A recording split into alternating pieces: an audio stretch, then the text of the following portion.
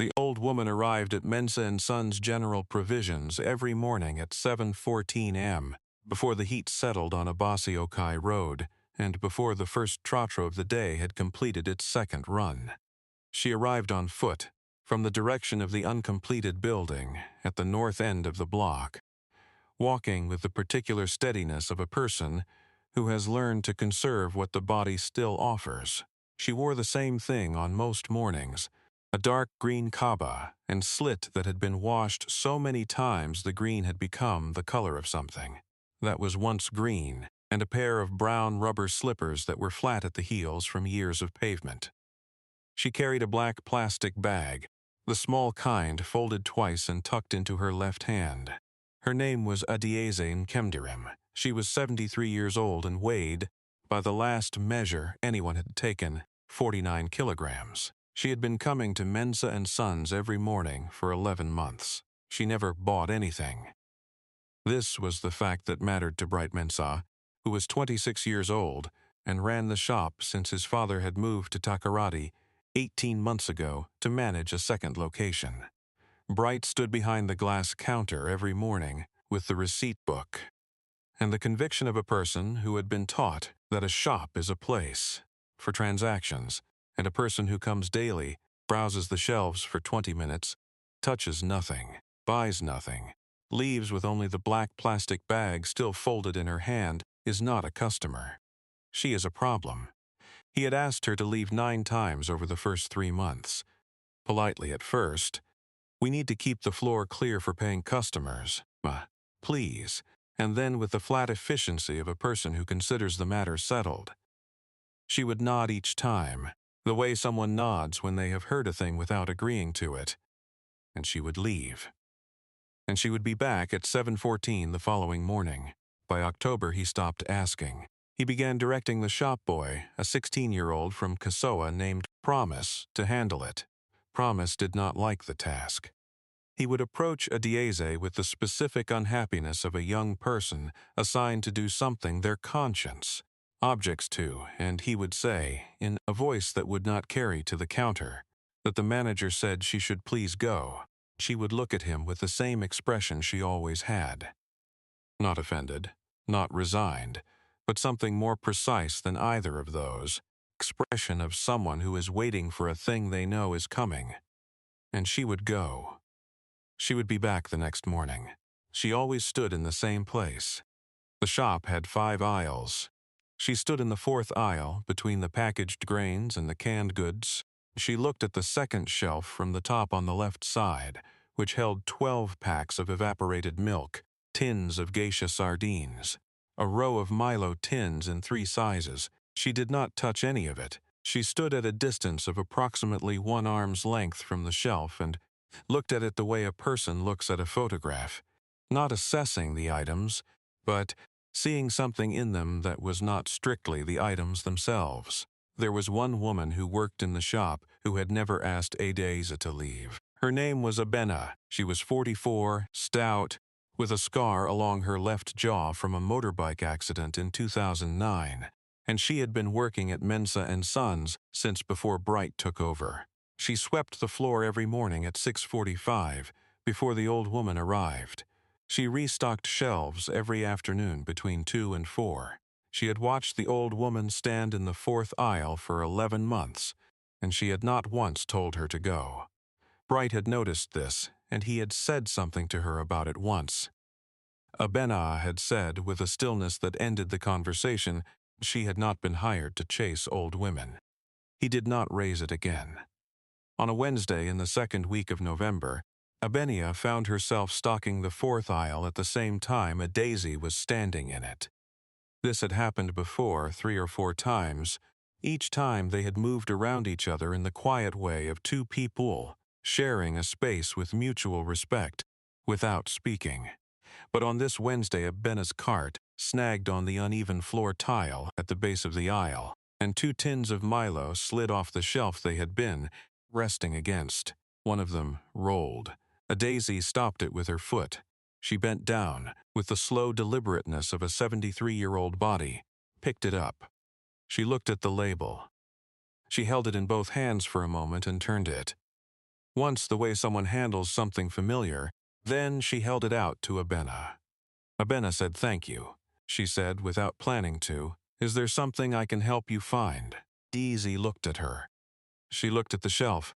She said in a voice that had lived a long time in it, "She used to work here." She said it the way a person states a fact that has no emotional display left in it, only the fact. She said she had worked in this shop for 22 years.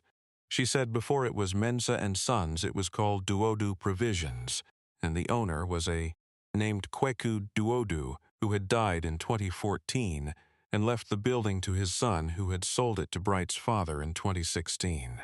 She said she had stocked that shelf, the second shelf on the left, every Tuesday and Friday for 19 of the 22 years. She said she had a key to the back storeroom for most of those years. Abena was quiet for a moment. She said carefully, "What did you do after?" Daisy said her husband had become ill. The same year the shop changed hands.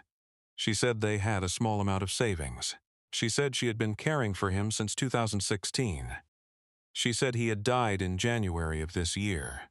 She said she had come back to the shop in February after the funeral cloth, after the 40 days, after the house had stopped having that particular sound that a house has when someone who lived in it for a long time is no longer living in it.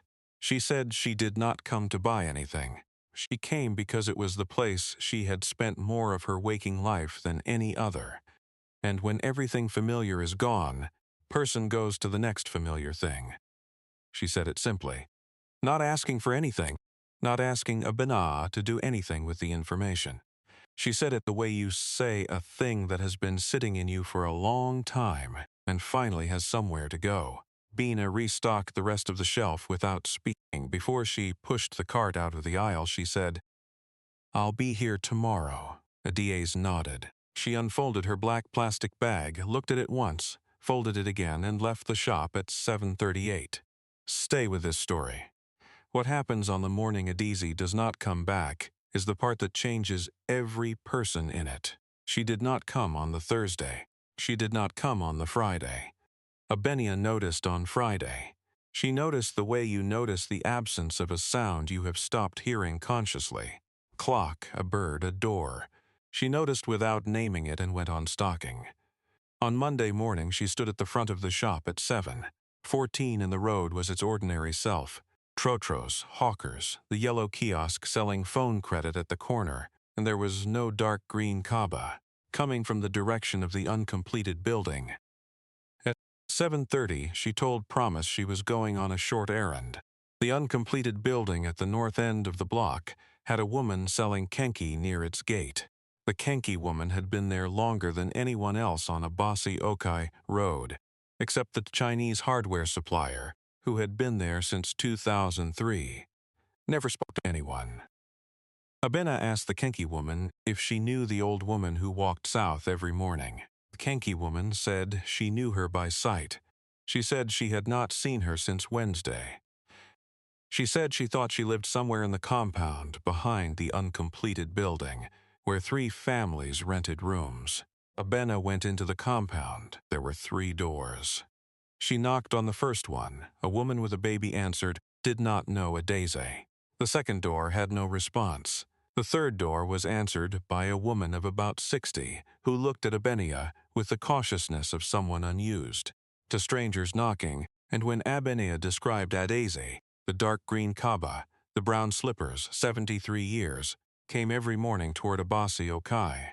The woman's face changed in a specific way. She said, "Come inside." The woman's name was Patience. She said she and Adeze had shared the compound for 4 years. She said Adeze had fallen on Wednesday afternoon, coming back from getting water from the tap at the end of the street.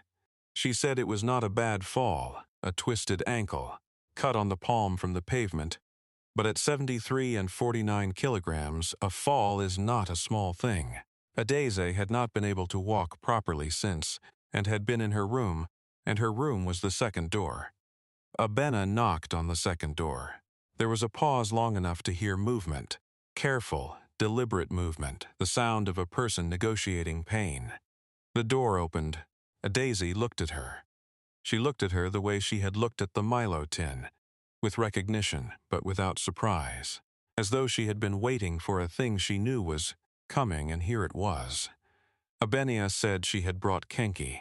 She had bought it from the woman at the gate before coming in, 2 balls wrapped in the dried corn husk, still warm. She held it out. Disease looked at it. She took it with both hands and held it the same way she had held the Milo tin, carefully, with the full attention of someone for whom care is not performance but practice. She stepped back from the door. She said, "Come in." The room was small and very clean, a wooden bed frame with a foam mattress, a plastic chair, table with a Bible on it, and a framed photograph and a small tin with a lid. The floor had been swept recently. You could see the broom marks. On the wall above the bed was a single nail with a dark green kaba hanging from it, washed and drying, which meant she had washed it even hurt, even unable to walk properly, because the cloth was her cloth, and it needed to be clean. The framed photograph was of a man of perhaps 60, sitting in a wooden chair against a wall, looking at whoever held the camera with an expression of settled contentment. Abena sat in the plastic chair. She did not look at the photograph directly. She said the shop had noticed she was gone. Daisy was quiet for a moment. She said, "Which part of the shop?" Abenia said she meant herself. She said Promise had also asked. She did not mention Bright, because Bright had not asked, and she was not going to say a thing that was not true. What happened next took 3 weeks. It did not happen dramatically. It happened in the way real things happen, incrementally, through small decisions made by ordinary people who chose, one at a time, to do the next right thing instead of the easier wrong one. Abena came back the following day with a pharmacy bag, antiseptic, crepe bandage for the ankle, paracetamol. She came back the day after with a container of rice and stew, which she had made the night before. She came back the day after that with nothing except herself, and 40 minutes before her shift started, she sat in the plastic chair, and Ade sat on the edge of the bed, and they talked about the shop as it had been, about Kweku Duodu, who had been a fair man and a difficult man in equal proportion, about the way the fourth aisle used to smell differently, because the previous owner had kept dried herrings in the back, and the smell got into the walls, about Adize's husband, Emmanuel, who had been a tailor on Kaneshi Main Road for 31 years, and who had, according to Adize, loved her in the way some men love, not loudly but consistently, the way a well-built thing holds its weight. On the 4th day, Abena told Bright. She told him in the flat, complete way she told him most things, not asking for his response, simply ensuring he had the information. She said the old woman who used to come to the shop had worked there for 22 years before he owned it. She said she had fallen and was recovering. She said she had no family in Accra. She said the shop was the most familiar place she had in the world. Bright Mensa was 26 years old. He was not a cruel person. He was a person who had been given a shop to run and had run it with the logic had been given, which was the logic of transactions and floor space, and the distinction between customers and non-customers. He had not been given, along with the shop, the history of the fourth aisle. He had not been told that the woman in the dark green kaba had stocked that shelf every Tuesday, Friday for 19 years, had a key to the storeroom, had come back in February because her husband had died and the shop was the last familiar thing. He sat with this for a moment. He said nothing to Abena, but on the following Monday morning, when the shop opened at 7, Abenea arrived at 6:45 to sweep. There was a plastic chair, a new one, white, with a small back cushion, placed at the end of the fourth aisle, near the canned goods shelf, angled slightly so that a person sitting in it could see the second shelf from the top on the left side without having to stand. He was behind the counter when Abena saw it. He did not look up from the receipt book. She did not say anything about the chair. 3 days later, the ankle had recovered enough. Adiez walked south from the uncompleted building at 7:11 a.m. She came through the door of Mensa and Sons. Bright was at the counter. He looked at her. She looked at him. He said, the way a person says a thing they have been rehearsing without admitting they have been rehearsing it. "Good morning, Ma." She said, "Good morning." She walked to the fourth aisle. She saw the chair. She did not sit in it immediately. She stood at her distance of 1 arm's length from the shelf, and she looked at the second shelf on the left. The evaporated milk, the sardines, the Milo in 3 sizes, and she looked at it for a long time. Then she sat down. She put the black plastic bag across her knees. She was quiet. Promise passed the aisle at 8:15 with a restocking cart and said good morning to her. She said, "Good morning, young man." He asked if she wanted anything, meaning water or a seat adjustment. She said she was fine. He went on with his restocking. At 9:40, Bana came through the aisle with her own cart. A Daisy looked at her. She said the Milo tins have been in the wrong order for 11 months. She said the large ones should be at the back, the medium in the middle, the small at the front, so that a person can see the price label on each size without moving anything. She said that is how Kwetku Duodu had taught her to arrange it. It is correct. Abena looked at the shelf. She rearranged the tins in the order Adediezi had described. It took 4 minutes. Dace looked at the shelf. She said better. This is what was done to her. She was made invisible in the place that held her longest. Not out of malice. Out of the carelessness that comes from not knowing a history. From inheriting a space and not inheriting its story. The door that was Mensa and Sons had opened for her for 22 years. And when new hands took the door, they did not know that, so they held it shut. But here is the thing about a person who has kept a shelf correctly for 19 years, who swept a floor before she swept her own. Who knows where the storeroom key used to hang, and why the fourth aisle used to smell of dried herring. She carries the shop in her body. You can change the name above the door and sell it to someone else, and hire a boy to tell her to leave and tell her. Again, and tell her 9 times, and all that happens is she nods and comes back the next morning. Because the shop is not the name above the door. Never was. She knows that. She was always waiting for the shop to remember. There is a chair at the end of the fourth aisle at Mensa and Sons General Provisions on Abasiokai Road. It is white, with a small back cushion. It is there every morning when the shop opens. Adizi does not sit in it every day. Some days her ankle is tired. Some days she stands the way she always stood, at 1 arm's length from the second shelf, looking at the tins. But the chair is there. It was put there by a 26-year-old man who had been running a shop without knowing its story, who found out the story, and made one small decision with a chair and a back cushion, and the receipt book he did not look up from. That is not the ending of an injustice. It is the beginning of a correction. Corrections do not announce themselves. Chairs placed in aisles before the person who needs them has arrived. Here is what I want to ask you. I want you to think about it seriously before you answer.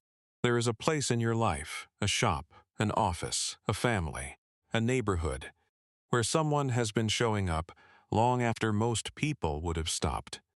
They have been coming back without explanation, without complaint, without asking for anything you can see.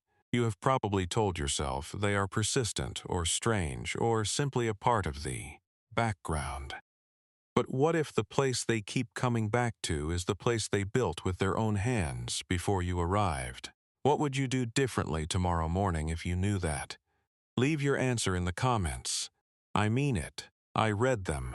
Subscribe for more stories about the people who were there before the new name went up over the door, carry the history of a place in their bodies when everyone else has forgotten it.